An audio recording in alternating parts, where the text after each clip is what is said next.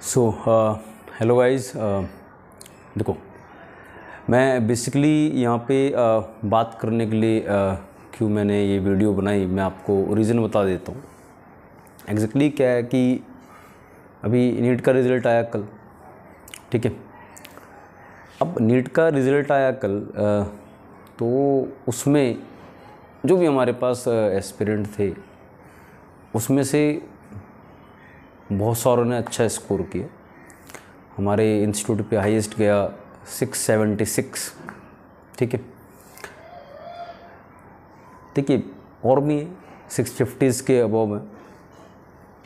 देखिए, बात मैं अगर करूं तो एग्जैक्टली नीट का क्या पैटर्न है और सिलेक्शन किन का होता है।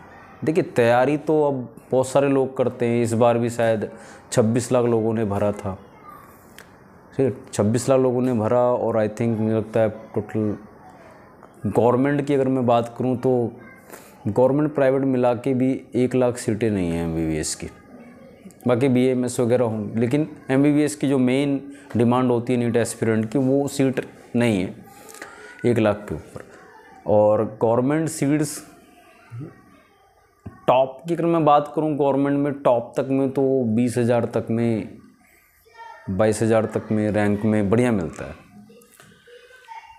उसके ऊपर फिर गवर्नमेंट मिलेगा 55,000 सीटें टोटल। लेकिन अगर मैं बात करूं तो वो आप समझ लीजिए कि भाई आप एम्स ला रहे हैं, ठीक है, वो अलग चीज़ है। तो एम्स के लिए आपको रैंक भी उस हिसाब से लानी पड़ेगी। देखिए, आप बात समझिए कि भाई नीट का एग्जैक्टली पूरा पैटर्न है क्या। भाई, नीट के एग्ज़ाम में अप्रोच जो होनी चाहिए वो through out the year continuity होनी चाहिए, कंसिस्टेंसी होनी चाहिए।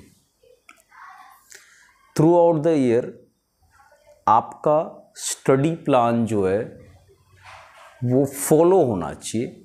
कब तक? सपोज़ किसी ने आफ्टर रिजल्ट अभी स्टार्ट किया या करेगा, till your exam can say 2025 में मान लो, मैं मानता हूँ फर्स्ट संडे है उस दिन, मान लो सपोज़ 5 मई ही मान लेते हैं एक बार को, वैसे 6 मई आएगी आपकी, ठीक है, 7th आएगी क्योंकि 2024 है तो लीप ईयर है, 7 मई आएगी, ठीक है। तो फर्स्ट अगर मैं बात करूं तो मान लो 7 मई को एग्ज़ाम है, फर्स्ट वीक ऑफ मई होता है, संडे जब भी पड़ेगा तो उसमें आपका एग्ज़ाम होता है। तो अभी से अगर मैं 7 मई तक जाऊं तो आई थिंक अभी मैं जो बैठा हूं तो यहाँ पे it is 5th of June, total 11 month हैं। यहाँ से अगर अभी चलेंगे हम तो 11 month is total there for next NEET exam 2025। अब इस 11th मंथ की जो पूरी स्ट्रेटजी होनी चाहिए, आप कंटेंट एक कि भाई आपका स्टडी मटेरियल या कंटेंट। अब बहुत से लोग स्टडी मटेरियल पता है क्या समझते हैं, बुकलेट को समझते हैं। मैं भाई बुकलेट की बात ही नहीं कर रहा। सबसे बेस्ट स्टडी मटेरियल क्या है, जो भी टीचर आपको करवा रहा है, क्योंकि वो आपको जो करवा रहा है, जो आप बोर्ड पे कर रहे हैं, लिख रहे हैं, देख रहे हैं, वो अगर मैं बात करूं, आप उससे पूछ रहे हैं, आप उससे क्वेश्चनिंग कर रहे हैं, आप सब कुछ, तो वो एक ही पॉइंट को कई बार कई तरीके से बोर्ड पे समझाया जाता है, कई तरीके से उसको एक्सप्लेन किया जाता है। आपको छोटे छोटे पॉइंट्स में आपको बोर्ड्स पे एक्सप्लेनेशन होती है। हर चैप्टर, हर टॉपिक की बात कर रहा हूँ मैं। तो जो पूरा वो बोर्ड पे एक्सप्लेन है, एक एक क्लास की बात कर रहा हूँ मैं, एक एक क्लास एग्जैक्टली अगर टीचर ने लिखा है एक पॉइंट ऐसे ही एरो या स्टार बना के भी, या नॉर्मली भी लिखा है एरो डाल के इधर उधर कहीं लिखा, तो उस पॉइंट को भी नोट डाउन करो, जो बोल रहे हैं, ठीक है, उसको समझो। और प्लस NCERT, सिर्फ ये 2 ही बेस्ट कंटेंट हैं। आप बुक कोई सी पढ़ रहे हैं, कोई सी कर रहे हैं, वो ठीक है। प्रैक्टिस के लिए बहुत सारी बुक्स हैं, आप उसमें से कोई भी एक उठाइए और उसी को करिए। 10 बुकों पे मत जाइए, एक उठाइए, उसको करिए, ठीक है। साथ में जो भी क्लासरूम में असाइनमेंट मिल रहे हैं आपको टेस्ट लिए जा रहे हैं, असाइनमेंट, टेस्ट, कंटेंट NCERT, ये 4 चीज़ें जो हैं, और ये अगर कंसिस्टेंसली आप फॉलो करें, लाइक मैं बात करता हूँ किसी, भाई मान लो एक पूरे ईयर में, throughout the year NEET के जो प्रिपरेशन में आप कर रहे हैं, उसमें मान लो आपको कुल मिलाकर भाई 200-300 असाइनमेंट मिलते हैं। मैं तीनों सब्जेक्ट की एक बार को बात कर लेता हूँ, फिजिक्स, केमिस्ट्री, बायो की। वो 300 के 300 असाइनमेंट क्लियर होने चाहिए आपको, कॉन्सेप्ट के साथ पूरा बिल्डअप होना चाहिए, एक एक पॉइंट उसका क्लियर होना चाहिए, कि क्वेश्चन आपको ढंग से क्लियर होना चाहिए उसका, पहली चीज़। फिर आप मान लो इसी थ्रू आउट द ईयर आपको जो है उस दौरान आपके, देखो वो टेस्ट सीरीज़ की बात अलग है, जब आपका फुल सिलेबस हो गया फरवरी वगैरह में या जन एंड में आपका सिलेबस हुआ, उसके बाद टेस्ट सीरीज चल रही है टिल अप्रैल या आपके एग्ज़ाम से पहले तक, वो अलग चीज़ है। लेकिन उससे पहले भी इतने टेस्ट हो रहे हैं वीकली, 15 डेज़ में, जैसे भी आप उसमें कंसिस्टेंस हैं, आप रेगुलर आ रहे हैं, क्लास टेस्ट के बाद डाउट्स हो रहे हैं आपके, बहुत सारी चीज़ें। उसके बाद आप वो टेस्ट सीरीज़, उसके भी रेगुलर आप पूरी अगर वो 20 टेस्ट सीरीज चली, 30 चली, उसमें पूरे आप कंटिन्यूटी में थे और आप उसको फॉलो कर रहे हैं। अगर आप ये पूरा पैटर्न लेके चल रहे हैं, ठीक है, आप पूरा पैटर्न इसको फॉलो कर रहे हैं, कोई ऐसी पावर नहीं जो आपको 700 स्कोर करने में या उसके ऊपर स्कोर करने से रोक सके नीट में, ठीक है। 700 के ऊपर स्कोर करने से कोई नहीं रोक पाएगा आपको नीट में। क्या फॉलो करना है सर? जो भी क्लासरूम में टीचर करवा रहा है कंटेंट, बेस्ट अंडरस्टैंडिंग के साथ, प्लस NCERT, प्लस सारे असाइनमेंट जितने भी मिले हैं A to Z through out the year, plus सारे टेस्ट, चाहे वो पार्ट टेस्ट हो, टॉपिक टेस्ट हो, चाहे वो टेस्ट सीरीज हो, कुछ भी हो, सब। उसके बाद उस सारे टेस्ट और टॉपिक के आपको एक एक पॉइंट जो आपको नहीं आता वो क्लियर होना चाहिए, एक एक क्वेश्चन क्लियर होना चाहिए आपको, टीचर को पढ़ के उससे डाउट पूछना, एक एक क्वेश्चन की बात कर रहा हूँ मैं। अगर ऐसा आप फॉलो नहीं कर रहे हैं या कहीं फॉलो नहीं हो रहा है, तो मुझे ऐसा लगता है कि आप बस तैयारी में एक नाम है, आप सिलेक्शन के लिए तो पढ़ नहीं रहे, आप बस ऐसे टाइम पास कर रहे हैं, ठीक है। बिल्कुल सिंपल है, जो भी मैं बता रहा हूँ बिल्कुल फैक्चुअल बात है। जो मैंने देखा थ्रू आउट द ईयर, जो कंसिस्टेंट रहा, एक एक टेस्ट को लेकर, एक एक क्वेश्चन को लेकर, एक एक असाइनमेंट को लेकर, और साथ में एक एक क्लास को लेकर, क्लास भी मिस नहीं हो रही, एक एक पॉइंट को लेकर, एक एक आपका वर्ड NCERT का लेकर, सबको जो ये पूरा कॉन्सेप्ट फॉलो कर रहा है, सिर्फ उसी के नंबर 650 क्रॉस होते हैं, या उसी के नंबर उस मार्किंग को टच कर पाते हैं जहां उसका सिलेक्शन कंफर्म है। और जो प्रॉपर थोड़ा बहुत दे रहा उसके नंबर कभी 650 आ गए या ऊपर आ गए, लेकिन जो पूरा कंसिस्टेंस रहा इसमें, उसकी मैं बात कर रहा हूँ गारंटी के साथ, उसके 100% 700 प्लस मार्क्स आएंगे। जी हमें इस चीज़ को फॉलो करना होगा, हमें उस कंसिस्टेंसी में बनना होगा। अगर हम उसके लिए कंसिस्टेंट नहीं हैं, आपका रिजल्ट नहीं बनेगा। अब नीट का यही पूरा पैटर्न बता रहा हूँ मैं, ये कंसिस्टेंसी अगर आप फॉलो नहीं कर रहे, आपका सिलेक्शन सर नहीं होने वाला। तो मैं फिर रिपीट करूँ तो वो 4 चीज़ें बस इंपॉर्टेंट हैं। क्लासरूम, ठीक है, क्लासरूम की बात कर रहा हूँ।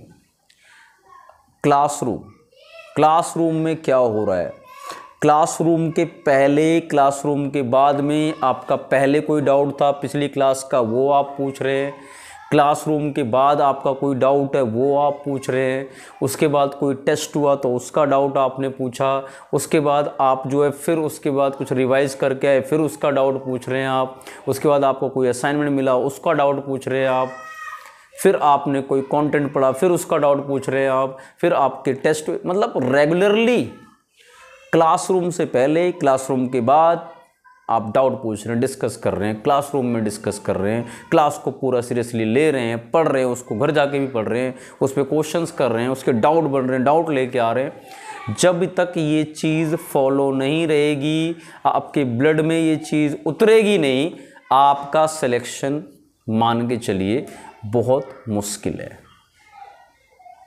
ठीक है, बहुत मुश्किल है। इसको हमें उतारना होगा पूरा, और माइंड पूरा सेट करना होगा कि भाई मैं जो है अपनी किसी भी कंडीशन में अपनी ये चीज़ें को यू कैन से डिरेल नहीं होने दूंगा, मीन्स पटरी से उतरने नहीं दूंगा। भाई मुझे ये फॉलो करना है तो फॉलो करना है। ठीक है, इसके अलावा नीट में सिलेक्शन पाने का कोई और फॉर्मूला नहीं है। आप फॉलो करिए तो सिलेक्शन होगा, आप फॉलो मत करिए सिलेक्शन नहीं होगा। आप फॉलो करते हैं तो सिलेक्शन कंफर्म होगा, इवन 700 प्लस होगा।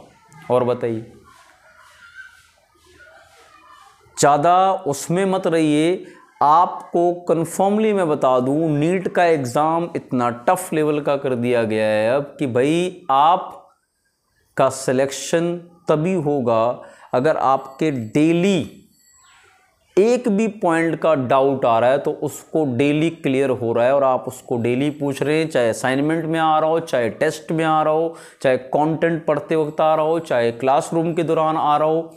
थ्रू आउट द ईयर अगर एक एक डाउट को क्लियर करते गए और सारे प्रैक्टिस करते गए, सारे क्वेश्चंस करते गए, जितने मिले हैं आंख बंद करके उसको प्रैक्टिस करते गए उसको, और फाइनली जो है आपने सारे जितने भी टेस्ट हुए थे थ्रू आउट द ईयर, जितने भी असाइनमेंट मिले थ्रू आउट द ईयर, आपने 100% कंप्लीट किया, और आपने सारी क्लास को रेगुलरली अटेंड किया, उसमें प्रॉपर समझा, उसके कंटेंट को समझा, उसको पढ़ा, उसमें डाउट ले आए, उसको पूछा, उसके बाद एनसीईआरटी को प्रॉपर फॉलो किया।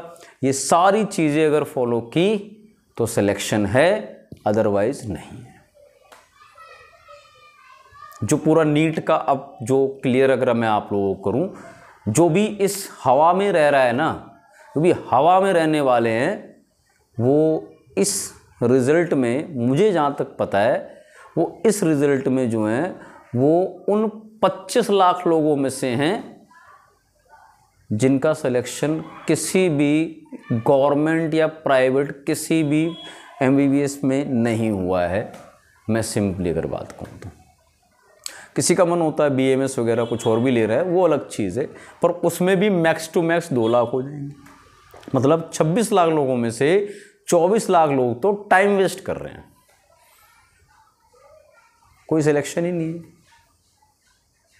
तो सर ये बहुत ज़रूरी है। और इसमें जो हवा में पढ़ने वाले ना कि हाँ मैंने कर लिया, हो गया जी, मैंने एक बार ये देख लिया, एक बार ये कर लिया, भाई साहब उसका तो बस किस्मत है कि हो जाए, अदरवाइज़ तो कोई सिलेक्शन के चांस है नहीं। आप इस चीज़ का डाटा भी उठा के देख सकते हैं। जो अंडर गाइडेंस रहा, पूरा फॉलो किया, सिलेक्शन उसका हो गया, और जिसने ये फॉलो नहीं किया उसका सिलेक्शन नहीं हुआ। Wherever you are studying doesn't matter. ठीक है, आप समझिए इस चीज़ को कि आप किसी कन्फर्मली अगर मैं बात करूं तो आपकी जो ये सारी चीज़ें मैंने बताई, अगर उसको आप प्रॉपर चलेंगे तो उसके लिए आपको सिलेक्शन से कोई नहीं रोक पाएगा उसमें, बट आप इन चीज़ों को फॉलो करना पड़ेगा, तभी सिलेक्शन है, अदरवाइज तो नहीं है। क्लियर है? आई होप बातें समझ में आई होंगी। ठीक है, कुछ डाउट हो तो आप मुझे भेज सकते हैं, ठीक है, पूछ सकते हैं। आप में से बहुतों के पास मेरा पर्सनल भी नंबर है, तो you can ask. But reality ये है कि अगर आप प्रॉपर इन चीज़ों को फॉलो नहीं करेंगे और आप जो है बस चीज़ें बस हाँ कर रहे हैं, मैंने ये पढ़ लिया जी, हो गया मेरा, ये हो गया, ये कर लिया मैंने, ये कर लिया, ये कर लिया, ये, उससे कुछ नहीं होने वाला, उसको कुछ नहीं होने वाला उससे। तो सिलेक्शन के मैं एंड में भी बता दूं तो मेन फॉर्मूले यही हैं। कंटेंट जो क्लासरूम में पढ़ाया जा रहा है, क्लास के पहले भी डाउट आया तो वो भी, क्लास के दौरान डाउट आया तो वो भी वही क्लियर होना चाहिए, क्लास के बाद भी डाउट आ रहा है क्योंकि हम रेगुलर पढ़ रहे हैं। टेस्ट मिला उसका डाउट, असाइनमेंट मिला उसका डाउट, जितने भी असाइनमेंट टेस्ट मिले थ्रू आउट द ईयर वो पूरा सॉल्व, डाउट्स के साथ सॉल्व, एक एक कॉन्सेप्ट क्लियर, क्लासरूम का सारा कॉन्सेप्ट क्लियर, एनसीईआरटी पूरा वर्ड टू वर्ड क्लियर, एक एक पॉइंट क्लियर, तब कहीं जाके सिलेक्शन।